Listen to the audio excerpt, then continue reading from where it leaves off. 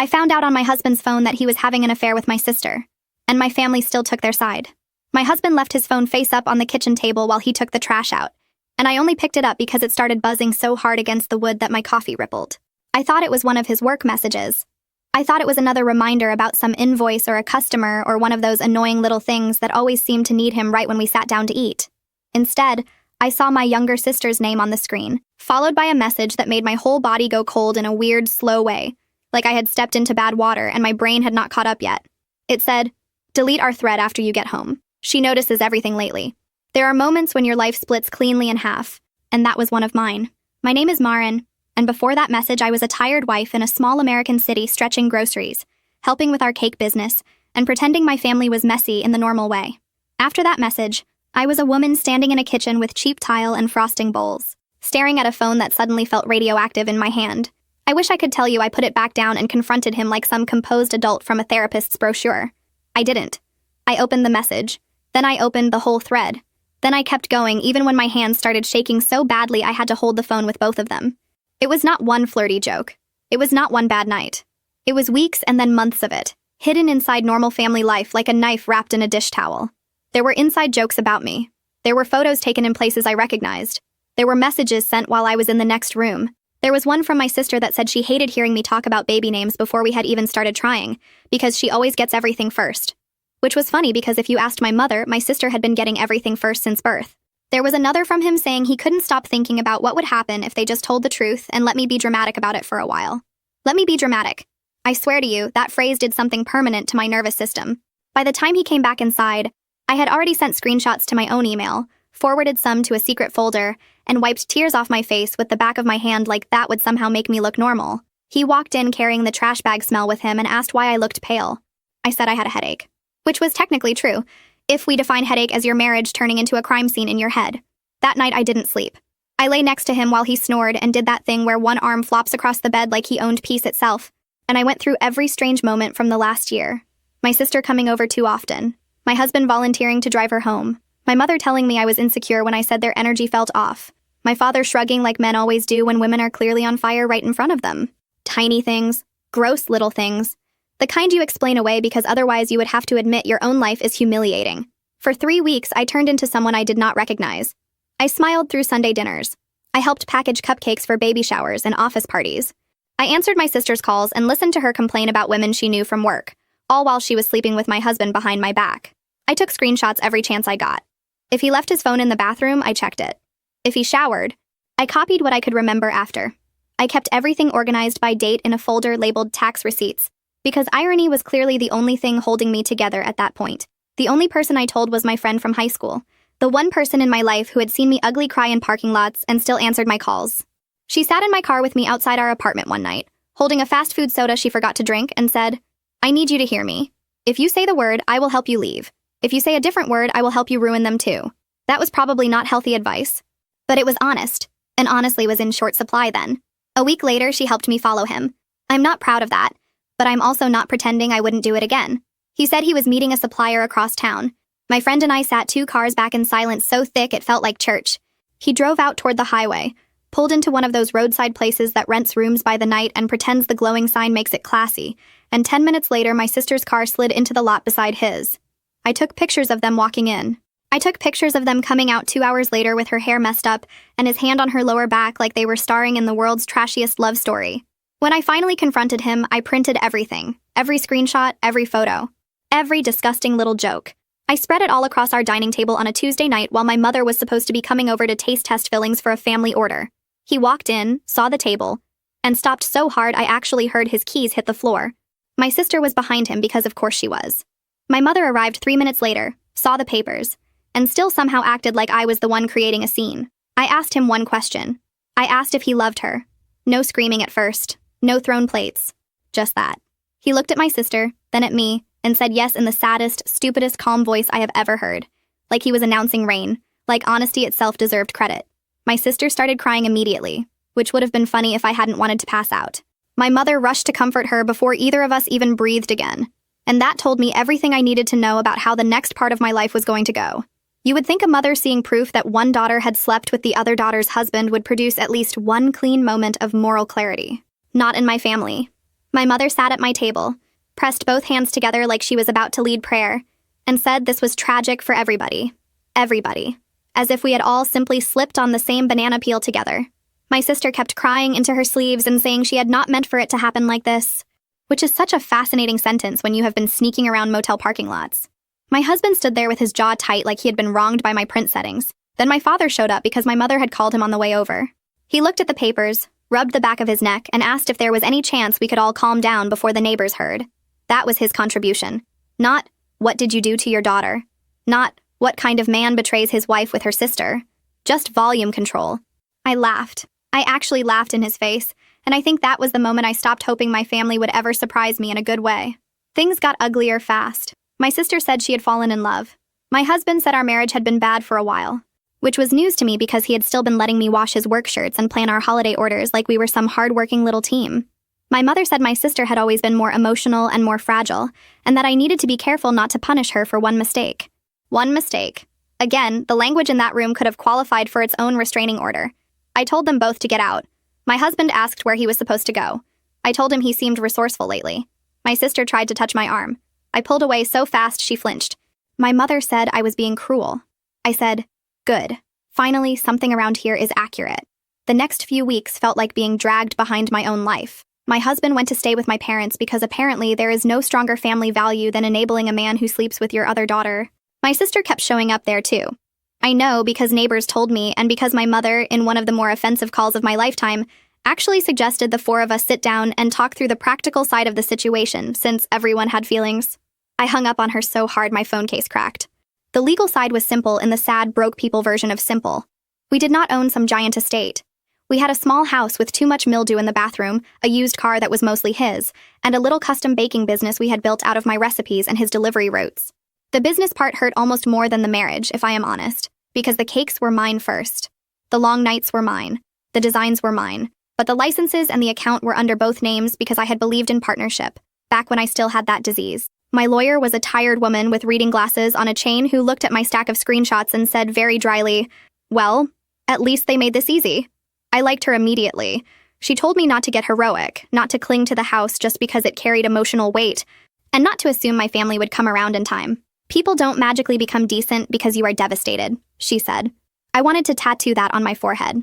The divorce moved faster than I expected because he was eager to be free and, according to mutual acquaintances, eager to prove this was all some grand romantic truth instead of what it obviously was. My sister started spending nights at my parents' place more openly. My mother started talking about them like they were a complicated but real couple, which made me briefly consider faking my own death and moving into a lighthouse. I sold the house. I liquidated my share of the business. I took less than I probably should have because I wanted out more than I wanted to fight. That is one of those choices people love to judge when it is not their nervous system on the line. I know I could have dragged things out. I know I could have squeezed harder. But every extra week tied to him felt like drinking poison in little managed sips. I wanted air. I wanted silence. I wanted one room in the world that did not smell like him or my mother's excuses. My friend helped me pack. She wrapped cake pans in old towels and cursed under her breath every time she picked up something he had touched too often. I cried over absurd things. A wooden spoon, a grocery list magnet, the cheap little stool I used to stand on when I iced tall cakes. Grief is humiliating like that. It does not show up in noble places. It shows up in a half-empty spice rack and a drawer full of rubber bands. About 4 months after everything blew up, while the divorce was still being finalized, I left. I had a little over $20,000 after fees and what was left of the sale, which was not much but still felt like possibility. I moved to a bigger American city 2 states away because I needed somewhere my mother could not drop by, and where every cashier did not know my business. My friend drove the rental truck with one hand and handed me fries with the other, while I sat in the passenger seat trying not to throw up from equal parts stress and cheap road coffee. I wish I could say the move fixed me. It didn't. It just gave me space to fall apart in private. I rented a small apartment over a hair salon where the pipes knocked all night and the stairs smelled like old bleach. I found work at a commercial bakery because they needed someone who could decorate fast without acting precious about it. And I was apparently very qualified to be exhausted and quiet. I came home every night with aching wrists and sugar in the cuffs of my clothes. I watched videos on my laptop about advanced techniques and pricing and food safety updates. Because the one thing betrayal did not kill in me was the part that wanted to build something of my own again. Then a few weeks after the move, I stood in my bathroom holding a drugstore pregnancy test and laughed so hard I scared myself. It was not happy laughter. It was that weird edge of a cliff laughter your body makes when it cannot process one more thing. I took another test. Same result. I sat on the closed toilet with both sticks in my hand and thought, of course. Of course this would happen after I finally got away. Of course he would leave one more thing behind in my body on his way out. I did not tell him. I know some people will hear that and decide I am the villain in their version. Fine. They can start a club with my mother. At that point, he was living openly with my sister, being defended by my parents and pretending the last few years of my life were just collateral damage on his way to true love. I did not want his money. I did not want his name on my child's paperwork. Mostly, I did not want him near me ever again. So I made the decision alone, which sounds stronger than it felt. Really, it felt like sitting on my kitchen floor with my back against a cabinet, whispering okay to nobody. Okay, I would do this. Okay, I would keep the apartment. Okay, I would work as long as I could. Okay, I would become the kind of woman who knew how to be left and still keep moving. I was terrified, obviously. I was also weirdly calm. Sometimes once the worst thing happens, your body gets practical out of spite. Pregnancy after betrayal is such a weird private thing. People love to treat pregnancy like a glowing miracle or a neat consequence, but for me it was nausea on a bus ride to work, fear every time I paid rent, and that constant low-grade panic of realizing there was nobody to split anything with. I worked through most of it because I did not have a rich aunt hiding in the walls. I decorated sheet cakes for office birthdays while trying not to gag at industrial vanilla. I smiled at managers. I counted tips from side orders. I took freelance cookie jobs on weekends from people who found me through coworkers. By the end of each day, my ankles looked inflated and my brain felt packed with wet cotton. The only steady help I had came from the woman downstairs in the salon. She had 2 grown daughters, a smoker's voice, and the kind of blunt kindness that keeps you alive without making a big speech about it. She noticed I was pregnant before I told anyone because apparently I started crying in the hallway over a broken grocery bag. She marched me into her apartment, fed me toast, and said, "You're not doing this totally alone now, whether you like it or not." I did like it, actually. I just did not know how to admit I needed anybody. I told my parents eventually, mostly because if a person is going to hear through gossip, it might as well not arrive with extra seasoning. My mother's first question was whether the baby was definitely my ex-husband's, which was interesting because she had never brought that same moral skepticism to her other daughter's motel habits. My father asked if I was safe. That was probably the kindest thing he had said to me in months, and it still felt thin. My sister did not speak to me directly, but I heard through a cousin that she was offended I had not shared the news sooner. Offended. Imagine cheating with your sister's husband and then feeling excluded from her reproductive updates. The confidence some people walk around with should be studied. I kept the pregnancy as quiet as I could. No photo shoots, no elaborate announcements, no nursery reveal with little wooden signs. It was me, a secondhand crib, free online classes, and a notebook full of math that never added up kindly. There were nights I lay awake counting future expenses like prayer beads, daycare, formula if I could not breastfeed enough, medical bills, shoes for a child not even born yet. I got very practical, which is another way of saying I did not let myself think too far emotionally because I was scared if I started, I would not stop. When labor started, I was frosting a set of trial cupcakes in my kitchen for a woman who wanted something elevated but playful, which remains one of the more annoying phrases I have ever been paid to hear. I thought at first it was just back pain from standing too long. Then my water broke all over my socks, and suddenly the downstairs woman was grabbing her keys while I tried to remember where I had put my hospital folder. My son arrived after a long, ugly night that involved swearing, crying, and one nurse telling me to breathe in a tone that made me want to fight her. The second they put him on my chest, I felt 2 things at once. A wave of love so sharp it scared me, and grief so deep I could barely breathe around it. Not because of my ex. He was irrelevant by then. Because I understood all at once how much this little person would need from me, and how much I needed my life to become steadier than it had ever been. I gave him my last name only. I signed the forms with a hand that still trembled. No father listed. No dramatic scene. Just a quiet decision in a too-bright room. The first 3 years were rough in the unglamorous ways nobody puts in cute parenting posts. My son had colic. I had stitches. The upstairs heat failed one winter, and I sat under 3 blankets nursing him while calculating whether I could afford another space heater. I went back to work too soon because rent does not accept emotional growth as payment. The downstairs woman watched him for what we both pretended was a symbolic amount, even though I know it inconvenienced her whole life. I packed bottles at dawn, decorated cakes until my lower back screamed, and came home to wash piping bags at midnight because buying new ones too often felt reckless. There was one awful afternoon when a supplier dropped the wrong order and I was late delivering a birthday cake to a woman who treated me like I had insulted her bloodline. I sat in my car afterward and cried, then laughed because what else was left? But little by little, private orders started showing up. A baby shower from someone at the bakery, a retirement party from the salon owner, a graduation order from one satisfied customer who posted a blurry picture on a social media app with a caption about how I saved the event. People started asking specifically for me. Not the bakery. Me. My piping got cleaner. My prices got smarter. I stopped charging like a woman apologizing for taking up space. That part mattered more than I realized. By the time my son turned 3, I had scraped together enough savings to take a risk that made me nauseous. I rented a tiny commercial space at the edge of a strip of older storefronts, the kind with faded signs and a landlord who always smelled faintly like coffee and dust. It was not pretty. The back sink leaked. The front window had a crack in the corner, but it was mine in the way nothing had been mine for years. My own permits, my own account, my own recipes.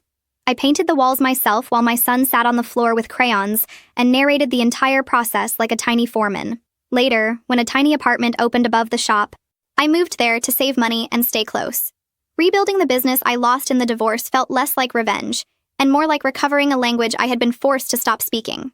I worked insane hours. I made mistakes. I underquoted one wedding and nearly took myself out over the math. I forgot to order enough butter before a holiday weekend and had to beg another local baker for help. I burned out twice and kept going because there really was no dramatic alternative. Nobody was secretly funding me. Nobody was arriving with a miraculous check. It was just me learning, adjusting, failing in public, and getting up again because my son needed shoes in the next size and because I was too stubborn to let my old life be the final draft of me.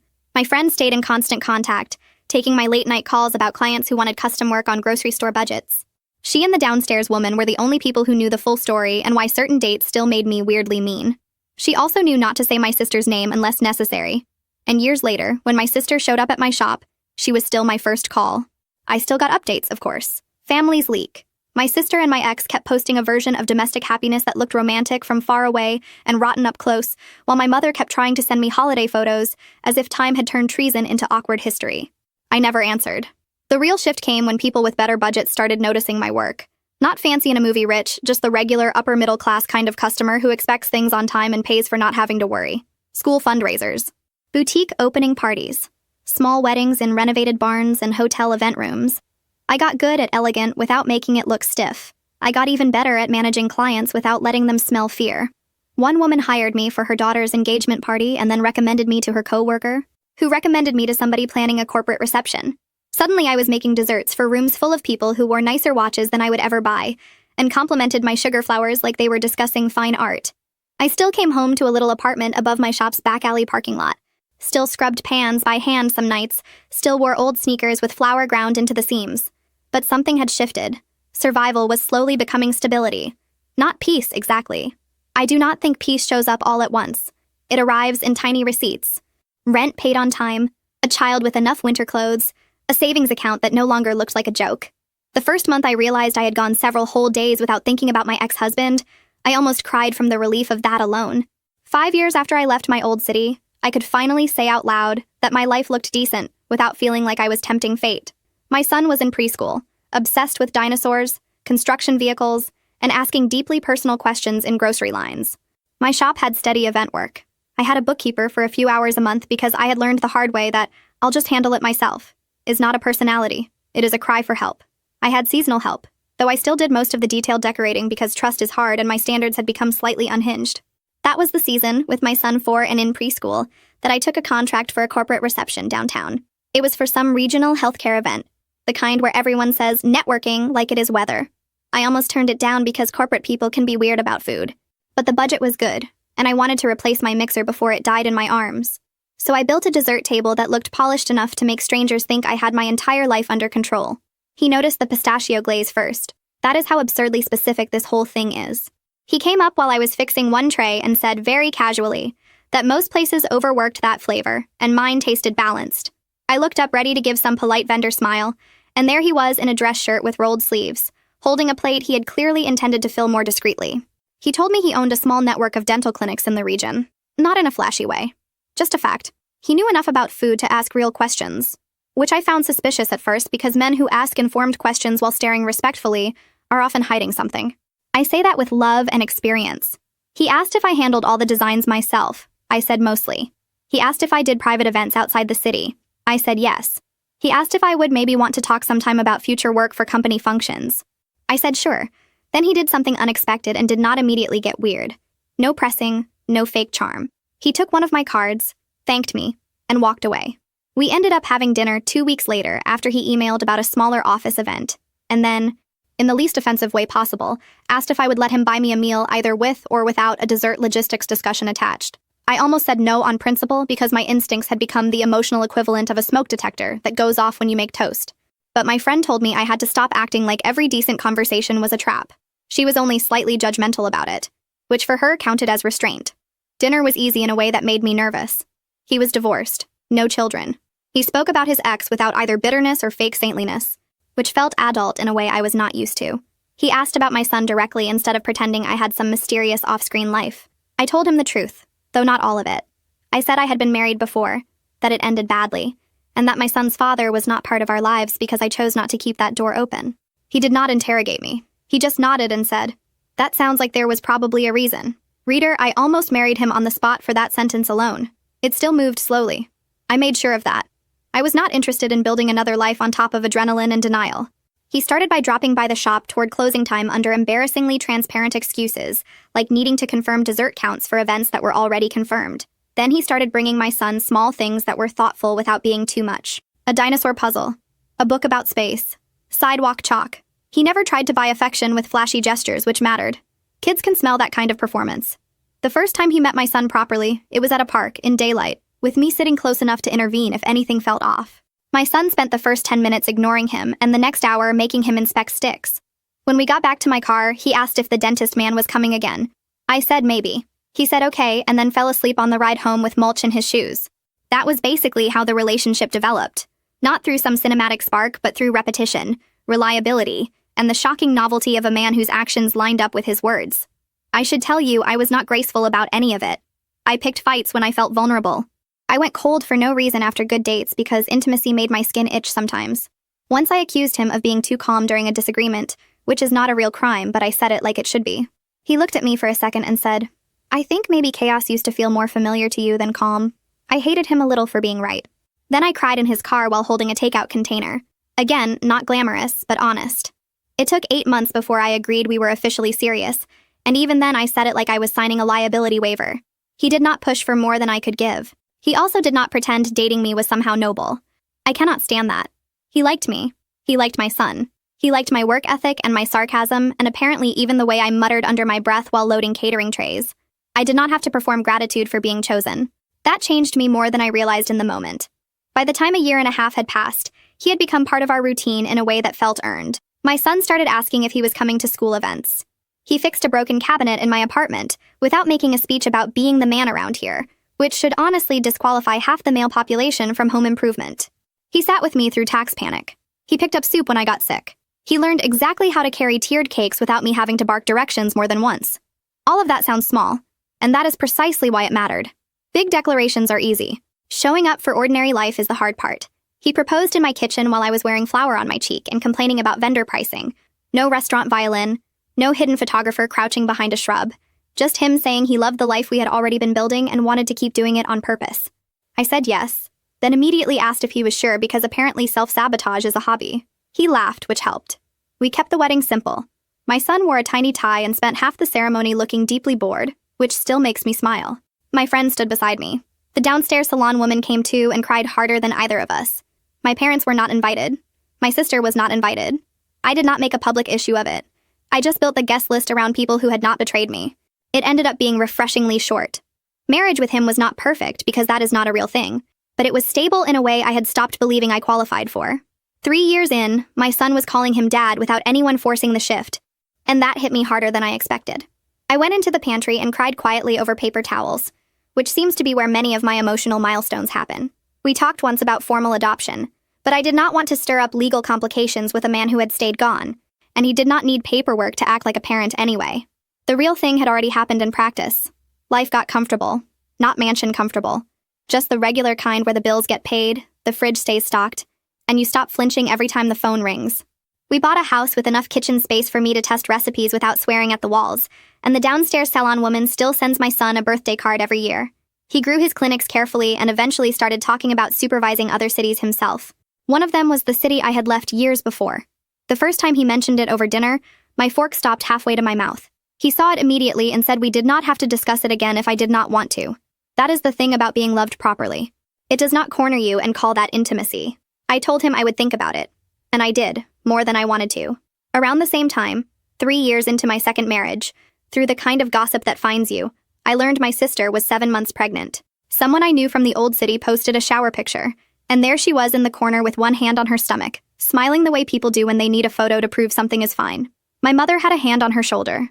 My ex-husband was off to the side, pretending to look supportive. I stared at that picture much longer than I cared to admit. Not because I missed any of them, because some old bruise in me hated that they were still out there making family portraits out of the wreckage they left me in.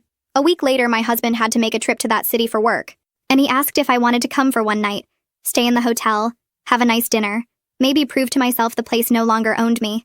I said yes before I could overthink it, which either showed growth or a temporary lack of judgment. Probably both. Going back felt strange before it felt dramatic. The roads looked smaller. Even the air outside the hotel smelled like old versions of myself. By evening, I was in that brittle state where you seem normal, but one weird look from a stranger could probably crack you open. We had dinner in the hotel restaurant because his day ran late and neither of us felt like going anywhere complicated. It was one of those places trying very hard to be sophisticated with dim lighting and tiny plates. I was halfway through making fun of the portion size when I looked across the room and saw my ex-husband at a corner table with a woman who was definitely not my sister. There are shocks that feel loud and shocks that happen in total silence. This was the second kind. My body recognized him before my thoughts did.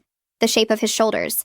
The way he leaned in when he wanted someone to feel like the only person in the room. The casual hand near her wrist. She was younger than us, or at least looked younger, laughing with her whole face open while he sat there in the same posture he used to use when he was manufacturing intimacy on purpose. My husband noticed something changed in me and followed my line of sight. I told him quietly that the man across the room was my ex. He looked back once, then asked if I wanted to leave. I should have said yes. That would have been healthier, cleaner, mature. Instead, I said, no, I want to stay. Because apparently some part of me had been waiting years for life to hand me exactly this kind of ugly symmetry. I did not make a scene. I did not throw water in his face or march over and announce myself. I took out my phone under the table and snapped pictures when I could. One of him smiling at her. One of her touching his arm. One of them leaving together with his hand on her back. I even stepped into the lobby on the pretense of taking a call so I could get a better shot when they walked out toward the parking lot. My husband did not stop me. He just watched me with that careful expression people wear when they know you are about to make a choice they cannot fully endorse but also cannot morally prevent. Back in the room, I sat on the edge of the bed staring at the photos while old feelings flooded in hard enough to make me nauseous. Not because I still loved him. That part was dead and buried. It was something meaner and more embarrassing than that. A mix of vindication, rage, and the kind of dark satisfaction you do not say out loud if you want to keep sounding evolved. My sister had helped him destroy my marriage and build her own life on top of it. My family had treated me like an inconvenience to their love story. And now there he was in a hotel restaurant acting like fidelity was still optional. Again. Of course. For 2 days after we got home, I argued with myself. 1 minute, I thought I should leave it alone because I had my own life and did not need to crawl back into their mess. The next minute, I thought about my mother comforting my sister at my dining table while I stood there in pieces, and all restraint evaporated. I knew exactly what I was doing. I do not need anybody's lecture on that. It was not altruism. It was not some sisterly warning rising nobly from the ashes. It was revenge wrapped in plausible deniability. I created a blank account on a social media app with no picture, no followers, nothing tied to me, and sent the photos to my sister with the hotel name, the date, and a short message saying she might want to ask her husband who he had dinner with while she was home pregnant. She saw it within 10 minutes. Her reply came fast and furious, calling it fake, pathetic, jealous, and twisted. I could practically hear her breathing through the screen. Then she blocked the account. Half an hour later, she posted a sappy photo of herself and my ex with a caption about protecting your peace from bitter people. It would have been almost impressive if it were not so stupid. That should have been the end of it. It wasn't. Pride has always been my sister's emotional religion, and I knew anonymous proof would never work because she would rather set herself on fire than admit I had been right about anything. So I did something pettier and much more effective. I sent the same photos to both my parents. Then I sent them to 3 women I knew were close to my sister, because back when families split, information gets weirdly democratic. Finally, I dropped them into the larger family group chat with one line that said, "Since everyone loves context now, here you go." My phone became a war zone almost instantly. My mother called first. I declined it. My father texted, asking if this was current. My aunt sent a shocked emoji, which felt very on brand for her contribution to any crisis. My sister called 8 times and left 2 voice messages that started angry and ended in tears. I listened to neither at the time because I was sitting on my kitchen floor again, same as years earlier, realizing that revenge is less triumphant than people imagine. It does not cleanse you. It just drags old poison through your system in a new direction. Apparently, the confrontation at their house was catastrophic. I learned the details later in fragments. My ex tried to say the woman was a client. then a coworker, then just someone from a meeting. The photos were too intimate for that lie to survive more than 5 minutes. My mother, to her credit, finally looked sick about something. My father asked him directly if there were others, and he made the tactical error of getting defensive before he got convincing. My sister screamed so hard a neighbor knocked. Very elegant, very domestic. And then, because life enjoys layering humiliation, the baby came early 3 weeks later. A healthy little boy from what I heard, though the birth itself was stressful and my sister apparently spent part of labor crying about the state of her marriage between contractions. I only know that because one cousin tells everybody everything if you give her enough silence to fill. My mother sent me a picture of the baby from a number I had not blocked yet. I stared at it for a long time and felt absolutely nothing simple. He was innocent. He was also living proof that consequences keep arriving after the original betrayal has already gotten stale in everybody else's mouth. For a while my sister tried to keep the marriage alive. That did not surprise me. When a person has burned down one life to build another, they become very committed to calling smoke a design choice. She posted little family moments, cropped carefully so you could not see whatever tension lived outside the frame. My ex started traveling for work more often. Again, not subtle. Apparently fatherhood did not cure his addiction to being the center of some woman's temporary fantasy. When the baby was about 4 months old, my sister finally found what I had found years earlier: his unlocked phone and enough carelessness to collapse a life. Only this time it was worse. Not one woman, not one affair, several, different timelines, different tones, some sexual, some romantic, some purely financial, in a way that made the whole thing even more disgusting. And under all of it, another secret he had hidden well: debt. Big debt. Credit cards, personal loans, unpaid vendor balances, overdue rent on a commercial kitchen space he no longer used. The man had not just been cheating. He had been quietly sinking for a long time while performing normalcy on the surface. The separation was explosive. He left the house with a duffel bag and some paperwork before the week was over. My sister found out half their bills were either overdue or fake managed in ways that kept her from asking too many questions. One of the small kitchen spaces he had been using had already closed, and another account he depended on had changed hands. He had apparently started taking delivery work through somebody else to avoid creditors.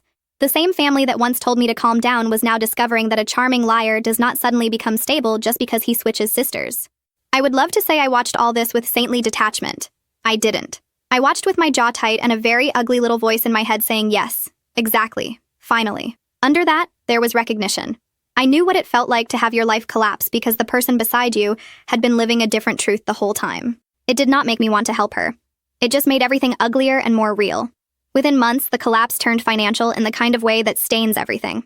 My sister sold jewelry, then furniture, then the nicer baby gear she had posted so proudly. She moved back in with my parents because the rent was behind and she had no way to catch up with an infant on one arm and creditors calling. My mother, who once told me not to punish her for one mistake, was now spending retirement money on formula and diapers while pretending this was all temporary. My father looked older in every picture that drifted across my screen through relatives. My ex-husband vanished the way weak men often do when their charm stops paying the bills. Different numbers, different addresses, contract work under other people, always just out of reach enough to stay slippery. Again, I know how this sounds. It sounds like karmic justice tied up with a bow. It was not that neat. It was a baby with colic in my parents' cramped house. It was my sister working night shifts when she could find them. It was my mother making excuses through clenched teeth because admitting she chose wrong would have required a type of honesty she has never enjoyed. Real consequences are never aesthetic. They are ugly and repetitive and usually smell like warmed-over resentment and cheap detergent. A year and a half after my sister moved back in with my parents, she sent me the first message that did not sound like a threat, a defense, or a performance for somebody else. It came just after midnight, which is when people either get honest or dramatic, and with her, it had always been a coin toss. I almost did not open it. Curiosity got me. It was long enough that I had to sit down halfway through. She said she had replayed everything over and over and finally understood there was no version where what she did to me was just messy or complicated. She said she had told herself she was following love because facing the uglier truth would have meant admitting she wanted to win something, and I had been standing in the way. She admitted that being chosen by my husband had fed something mean in her, something competitive and childish and rotten that our mother had watered for years without ever naming. She said she was sorry for the affair, sorry for how our parents treated me, sorry for every time she let them make me the strong one so she could stay the precious one. She said becoming a mother had broken open parts of her she did not know were still dead. That last part annoyed me more than it moved me, which probably makes me sound cold. But there is something very convenient about gaining empathy only after your own life starts to hurt in matching places. I read the message twice. Then I set the phone down and went back to cleaning mixing bowls like she had sent me a weather update. She sent another the next day, shorter, asking if we could talk. I said no. My parents started reaching out after that in a tone that made me laugh for all the wrong reasons. Suddenly, there was language about healing, about family fractures, about nobody wins when sisters are divided. Interesting. I did not remember them using that energy when I was the one being pushed out of my own marriage and then out of the family orbit that enabled it. My mother cried on one voicemail and said she knew she had failed me. That was probably the closest she had ever come to a direct apology. And even then, it was wrapped in the hope that I would relieve her of having to sit with it too long. My father called once and just said, "Your mother should have handled things differently, and so should I." He sounded tired. Old, even. I believed he meant it in the limited, late-arriving way some men mean things when enough time has stripped them of the illusion that passivity is neutrality. But belief is not the same thing as access. I told him I hoped they were all healthy and hung up before he could pivot toward reconciliation. Meanwhile, my sister's messages kept coming in uneven waves. Some were remorseful. Some were practical. One asked if I knew a decent family lawyer in her city because she needed to figure out support options and could not afford to waste time on bad referrals. Another asked if I had ever used a specific payment plan at the hospital because her son's ear infection had turned into a whole bill spiral.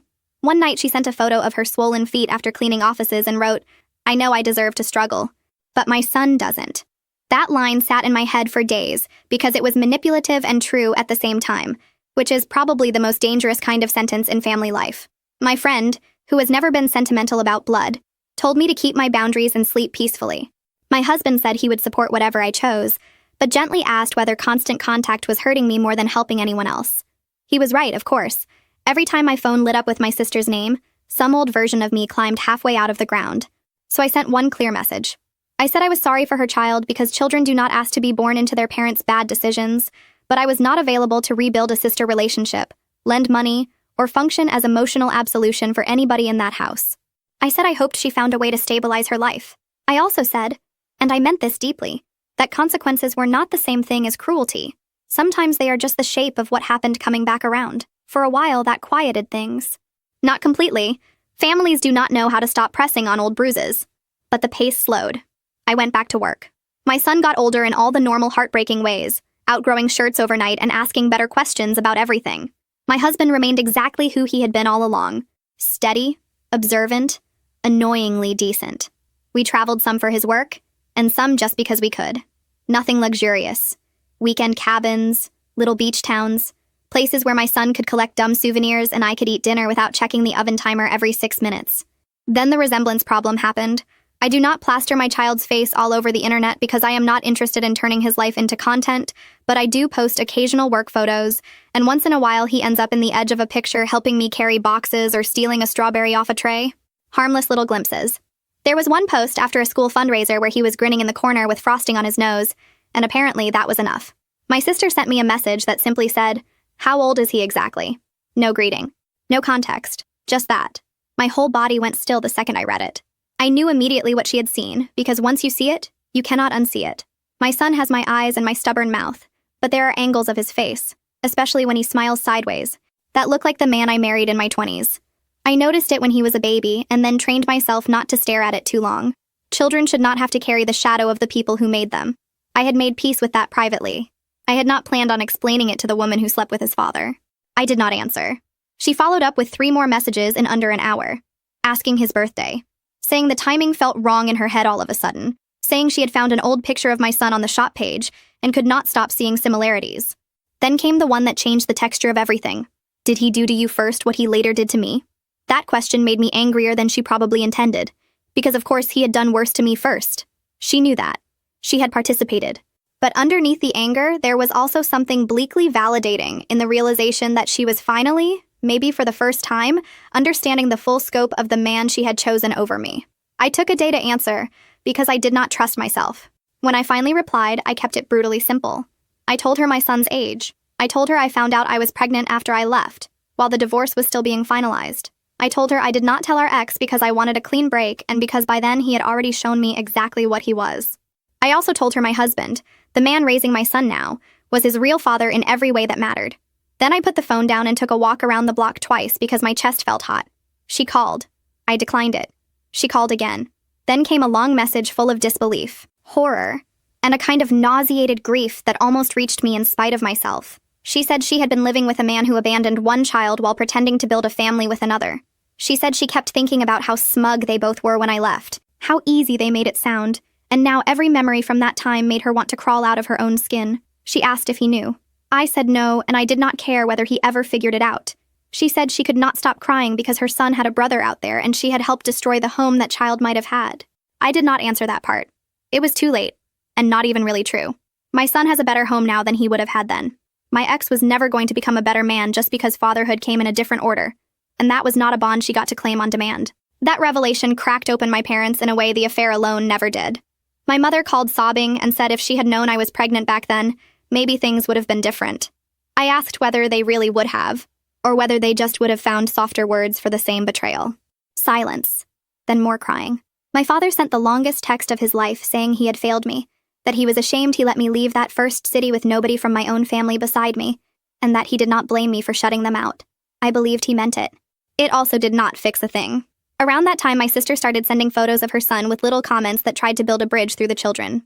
I told her not to use our kids as emotional currency with me ever again. She apologized and stopped. What she did not stop doing was unraveling in messages. She wrote about working office cleaning shifts at night while our parents watched the baby. She wrote about falling asleep sitting up on buses. She wrote about sorting bills into piles called now, later, impossible. She wrote about my mother resenting the noise in the house and my father trying to make bottles at dawn with arthritic hands. She wrote about seeing women come into the clinic where she temped sometimes with husband problems and feeling like the universe was mocking her through paperwork. I read more than I should have. Sometimes I hated myself for that. Sometimes I hated her more. One night she wrote, "I think for the first time in my life, nobody is saving me." I stared at that message for a very long time because it was the most honest thing she had ever said to me. My mother had saved her from consequences. My father had saved her from discomfort. I had saved her from being the less favored daughter for years by taking the hit without even naming it. Even my ex, in his warped way, had saved her from seeing herself clearly for a while by making her feel chosen. Now none of that was working. She was finally standing in the full weather of her own decisions, and she did not know how to live there. I still did not offer help. That is important. Understanding is not the same as rescue. I was learning that too. The final in-person confrontation happened on a Thursday afternoon, the kind of day that makes everything look flatter than it is. I had just finished a pickup order for a school fundraiser and was standing behind the counter doing invoices when the bell over the door rang. I glanced up expecting a parent with last-minute panic in their eyes. Instead, it was my sister. I had not seen her face-to-face in years. Screens had done me a favor there. In person, the contrast hit hard enough to feel rude. She was thinner, tired in a way makeup cannot fake over.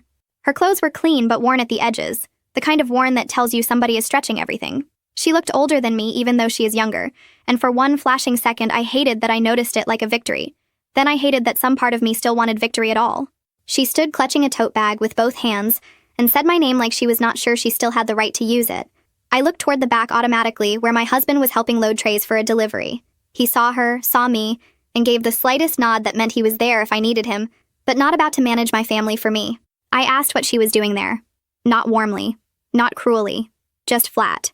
She said she had been in the area for a temp shift and almost turned around 3 times before coming in. She said she knew I told her not to push, but things had gotten worse, not better, and she did not know where else to go. Then she started crying before she even got to the actual ask, which was either strategic or just exhaustion finally spilling over. Probably both.